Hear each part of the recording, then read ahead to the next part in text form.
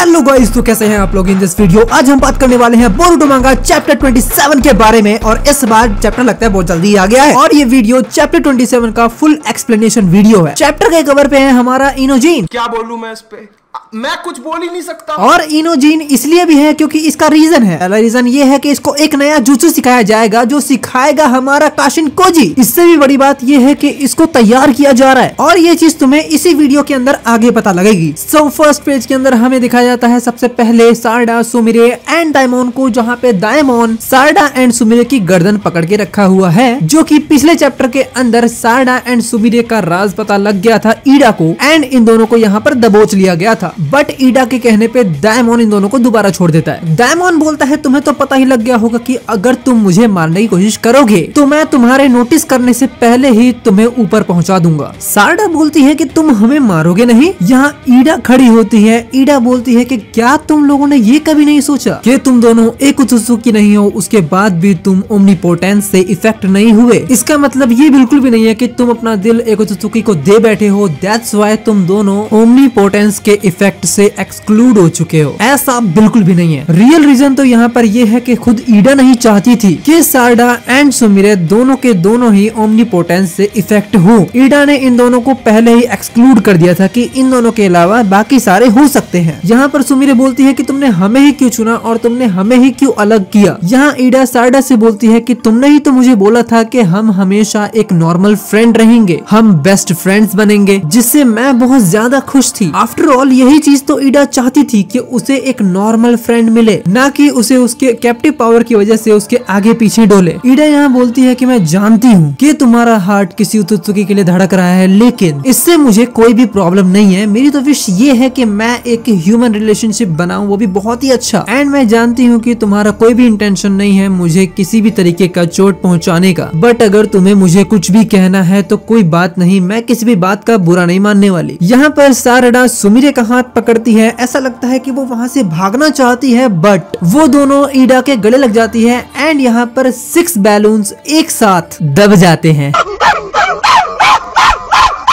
सारडा बोलती है मैं किसी की भी लाइफ खतरे में नहीं डालना चाहती है, इसलिए हम फ्रेंड्स बन के ही रहेंगे। यहाँ ईडा बोलती है कि तुमने मुझे हग क्यों किया। सारडा बोलती है ये मेरा तरीका है अपने फ्रेंडशिप को दिखाने का। यहाँ पर सुमिरे बोलती है कि हम तुमसे कोई हेट नहीं करते हैं, हम ये नहीं चाहते कि तुम अपनी लाइफ को रिस्क में डालो और कुछ गलत करो। यहाँ ईडा इन दोनों को थैंक्स बोलती है एंड इसके बाद यहाँ सीन जाता है काशिन कोजी के पास। काशिन कोजी यहाँ पर मासूमी की एबिलिटी बताता है। काशिन कोजी बोलता है कि मासूमी की जो पावर है वो ये है कि मासूमी अपने आप को जितना चाहे उतना स्प्लिट कर सकता है एंड स्प्लिट करने के बाद वो एक अलग ही पर्सन होगा। जहाँ पर बोरुटो बोलता है कि क्या ये एक शैडो क्लोन की तरह तो नहीं है। यहाँ पर काशिन कोजी बोलता है कि नहीं, ये एक अलग ही तरीके का पावर है। इसमें सबसे बड़ा डिफरेंस ये है कि जितने भी बॉडीज होंगी वो सारी की सारी अलग होंगी और जितनी बॉडीज बनती जाएंगी वो सारी की सारी न्यू होंगी। इवन इसकी पर्सनैलिटी भी अलग हो सकती है, just like a new life. Meanwhile उसका चाकरा भी स्प्लिट नहीं होगा, वो भी अलग अलग लेवल पे होंगे एक ही जैसे। इवन फिजिकल स्ट्रेंथ भी हाफ हाफ नहीं बटने वाली, वो भी एक ही जैसी रहेगी। यहाँ पर शिकमारू काशिन कोजी से बोलता है कि क्या तुम ये कहना चाहते हो कि वो अपने आप को मल्टीप्लाई कर सकता है, वो भी फुल स्ट्रेंथ के अंदर। क्यों मजाक कर रहे हो। काशिन कोजी बोलता है इसका बहुत बड़ा वीकनेस ये है कि जितने ज्यादा वो अपने नंबर को इंक्रीज करता जाएगा उतने ज्यादा अपनी इंटेलिजेंस एंड शार्पनेस को खोता जाएगा। इवन उसकी मूवमेंट में भी थोड़ा फर्क पड़ेगा और यही वो रीजन है जिसका हमें फायदा उठाना है। शिकमारू बोलता है कि तुम ये कहना चाहते हो हम उसे तब तक मल्टीप्लाई होने दे जब तक वो अपने आप को पागल न कर ले और उसके बाद उसे डिफीट करना आसान हो जाएगा। काशिन कोजी बोलता है तुमने बिल्कुल सही कहा, लेकिन इसके अंदर सबसे बड़ा इंपॉर्टेंट पॉइंट तो ये है, ये मेक श्योर जरूर करना कि जिस बॉडी को तुम डिस्ट्रॉय करने वाले हो उस बॉडी के दोनों रीनेगान डिस्ट्रॉय होने चाहिए, जिससे वो अपने आप को स्प्लिट नहीं कर पाएगा। बट इसमें एक प्रॉब्लम ये भी हो जाएगी कि उसकी जो इंटेलिजेंस है वो अपने आप ही दोबारा आने लग जाएगी अगर उसके नंबर्स कम हुए तो। शिकमारू बोलता है अगर हमने उसके कुछ पार्ट को छोड़ दिया तो हमें बहुत ज्यादा ही स्ट्रगल करना पड़ेगा फाइट के अंदर, और अगर हमने उसके नंबर्स को बहुत ज्यादा ही बढ़ने दिया तो हो सकता है कि सिचुएशन हमारे कंट्रोल में ही ना हो। नाउ काशिन कोजी बोलता है कि तुम्हें एम रखना पड़ेगा 20 से 30 तक का, जिसे तुम लोग आसानी से हैंडल कर लोगे, लेकिन फिर भी ये सिचुएशन ऐसी रहेगी जैसे कि तुम किसी जानवर से फाइट कर रहे हो अपने ही लोगों के लिए। तुम्हें बस उसके पार्ट को डिस्ट्रॉय करके अपने पास इकट्ठा करना है। शिकमारू बोलता है मेरा एक क्वेश्चन है कि मान लो हमने उसके पार्ट को अपने पास रख रख लिया और अगर उस पार्ट को हम विलेज के अंदर ले आए एंड उसे डिस्ट्रॉय ना कर पाए तो, एंड इससे बड़ी प्रॉब्लम ये कि वो अपने पार्ट्स को लेने के लिए आया तो काशिन कोजी बोलता है तुम्हें उसकी चिंता करने की कोई जरूरत नहीं है। ये लोग वहीं जाएंगे जहाँ झुंड ज्यादा होगा, वो अपने कुछ पार्ट को खुद ही छोड़ देंगे, जहाँ पर सबसे ज्यादा मेजोरिटी होगी वो वहीं भागेंगे। शिकमारू बोलता है बात तुम्हारी सही है। यहाँ इनोजीन बोलता है कि अगर वो कोनोहा विलेज में आने वाला है तो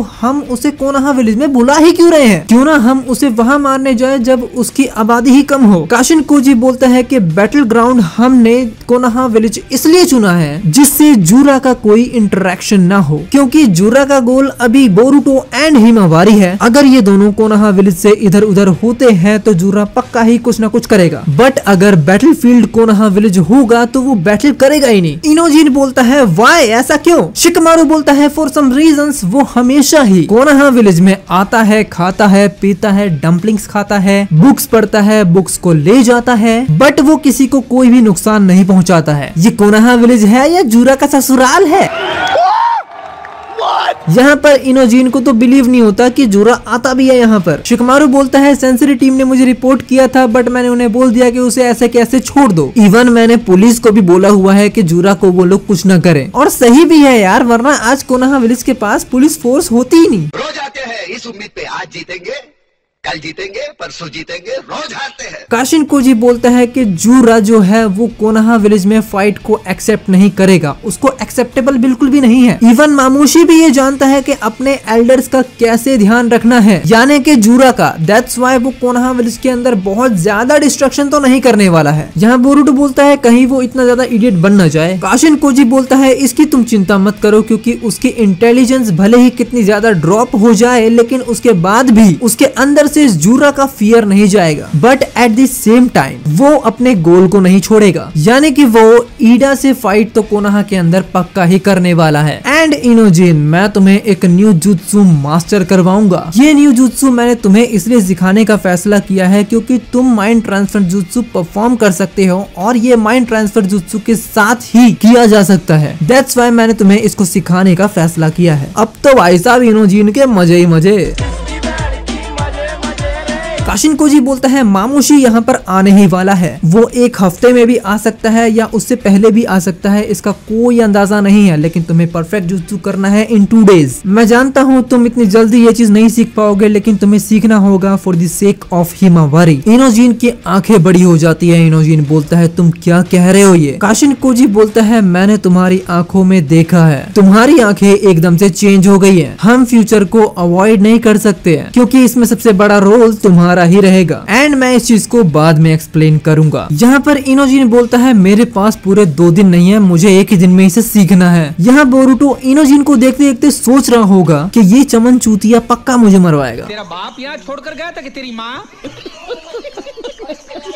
नेक्स्ट पेज में हमें दिखाया जाता है कावाकी एंड अमादो को, जहाँ पर अमादो जूरा के ऊपर एंड उसके डिवाइन ट्री के ऊपर स्टडी कर रहा होता है। एंड जिस तरह से जूरा ने अपनी इंजरीज को हील करवाया है डिवाइन ट्री से, इस चीज में अमादो बोलता है वो डिवाइन ट्री उसे हील ही नहीं कर रहा बल्कि उसे वो और भी ज्यादा बिल्ड कर रहा है। यहाँ पर कावाकी बोलता है कि क्या उसका कोई वीक पॉइंट नहीं है? अमादो बोलता है नहीं, अभी तो उसका कोई वीक पॉइंट नहीं दिख रहा है, दैट्स व्हाई तुम मान सकते हो कि वो एक इमोर्टल है। यहाँ पर कावाकी अपनी डार्कनेस दिखाता है, जहाँ पर वो बोलता है कि मैं जानता था कि मैं अभी भी उसे बीट नहीं कर सकता, दैट्स व्हाई मैं उससे लड़ा तो, लेकिन मैं उसे मार नहीं पाया, मैं उससे ज्यादा स्ट्रॉन्ग नहीं हूँ, मुझे उससे ज्यादा स्ट्रॉन्ग बनना है। यहाँ पर अमादो कावाकी को बोलता है कि मैं तुम्हारे अच्छे के लिए बोल रहा हूँ कि प्लीज तुम इससे ज्यादा पावर गेन नहीं कर सकते हो। कावाकी यहाँ पर अमादो का गला पकड़ लेता है, वो बोलता है कि क्या तुम चाहते हो कि मैं तुम्हें क्रश कर दूं? अगर तुम ऐसा नहीं चाहते हो तो ये घटिया बातें बंद करो। अगर तुम्हें अपनी बेटी सच में चाहिए और तुम्हें चाहिए कि मैं तुम्हारी हेल्प करूं तो जैसा बोला है वैसा करो। यहाँ पर अमादो को कावाकी छोड़ देता है। अमादो बोलता है कि मेरी बात सुनो, मैंने तुम्हें पहले ही बोला है कि तुम्हारी बॉडी इतना ज्यादा पावर होल्ड नहीं कर सकती है, अगर तुमने ऐसा किया तो तुम्हारी बॉडी खुद ब खुद फट सकती है। कावाकी बोलता है मैं दोबारा नहीं बोलूंगा, अगर मेरा एनिमी डिफीट नहीं हुआ तो मैं तुम्हारी बेटी को नहीं बचाने वाला, और अगर तुम ऐसा चाहते हो कि मैं ऐसा करूं तो जैसा मैंने बोला है वैसा वैसा करो। नाउ यहाँ पर अमादो के पास एक न्यू सिचुएशन आ चुकी है। यहाँ पर सीन जाता है कोनोहामारू के पास, जहाँ पर उससे इंट्रोगेशन किया जा रहा है जिससे वो बोरुटो के बारे में कुछ तो बता सके। जहाँ पर कोनोहामारू इन्वेस्टिगेटर को बोलता है कि देखो मुझे कुछ नहीं पता कि बोरुटो कैसे भागा और मैं कोई बोरुटो की साइड नहीं हूँ। देन इन्वेस्टिगेटर बोलता है कि भैया इसका कोई प्रूफ नहीं है कि तुम उसके साइड नहीं हो एंड तुमने उसे भगाया नहीं है, क्योंकि वहाँ तुम भी मौजूद थे और यही हमारा सबसे बड़ा रीजन है कि हम तुमसे बात कर रहे हैं। कोनोहामारू बोलता है इस इंटरोगेशन के हिसाब से मुझे ऐसा लग रहा है, टू बी ऑनेस्ट बता रहा हूँ, आई फील कि बोरुटो कोई गलत इंसान नहीं है, उसका बस एक छवि बनाई गई है as a traitor.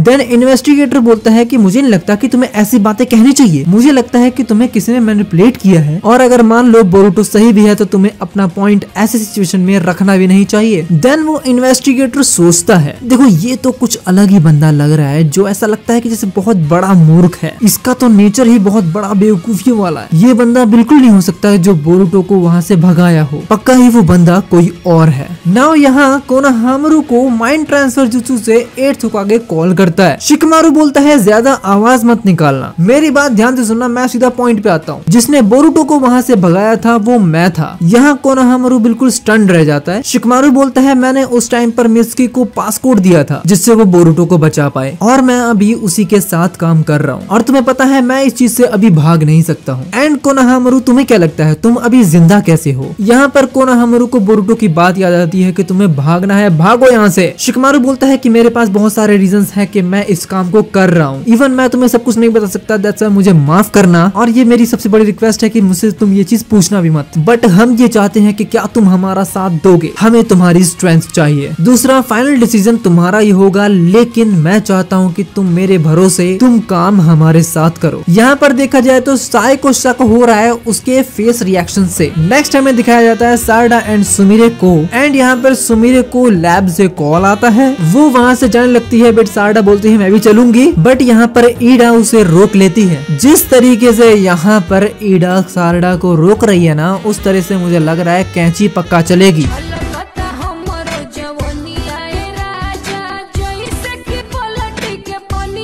Sumire Sarda को छोड़कर वहीं पे चली जाती है। बाहर निकलते ही उसे मिलता है बोरुटो। सो यहाँ पर बोरू एंड सुमिरे वाले खुश हो जाओ भैया। इवन मित्सुकी को भी पता है कि बोरुटो यहाँ पर आया है। बोरुटो बोलता है ये एक उचिहा स्वॉर्ड है एंड इसका चाक्रा कंबाइन यूज कर करके मैंने इसके ऊपर एक क्रैक लगा दिया है। सो मैं ये चाहता हूँ क्लास रैप, क्या तुम इसे इस वीक तक ठीक कर दोगी? सुमिरे बोलती है क्या तुम सही में ये करना चाहते हो, मतलब तुम ये कह रहे हो कि मैं इसे ठीक करूँ? जहाँ बोरुटो सुमिरे को एक स्क्रोल देते हुए बोलता है कि तुम्हें इसकी हेल्प से इसे ठीक करना है एंड तुम अपनी रिसर्च एंड टेक्नोलॉजी से इसे ठीक करो एंड मैं तुम्हें यहाँ पर कुछ ज्यादा डिटेल नहीं दे पाऊंगा, बस तुम किसी भी तरह से इसे ठीक करो। बोरुटो यहाँ अपनी स्वॉर्ड सुमिरे को दे देता है और वो बोलता है कि मैं नहीं चाहता कि जब भी मास्टर आए वो इसे ऐसा देखें। सुमिरे बोलती है नो प्रॉब्लम, मैं इसे ठीक कर दूंगी एंड अब से मुझे क्लास रैप मत बोलना, अब से तुम मुझे सुमिरे बोलना। इतना बोलने के बाद सुमिरे वहाँ से चली जाती है एंड नेक्स्ट पैनल में हमें दिखाया जाता है कुछ दिनों बाद यहाँ पर मामूशी आ जाता है, वो भी अपने आप को मल्टीप्लाई करके। नाउ हमें नेक्स्ट चैप्टर के अंदर देखने वाला है सीधा सीधा फाइट, नो बकवास, Eida versus Mamushi. Yes, yes, yes, yes, yes, yes. And तुम मुझे बताओ ये चैप्टर तुम्हें कैसा लगा, प्लीज चैनल को सब्सक्राइब करो एंड लाइक करो इस वीडियो को। मिलते हैं नेक्स्ट वीडियो।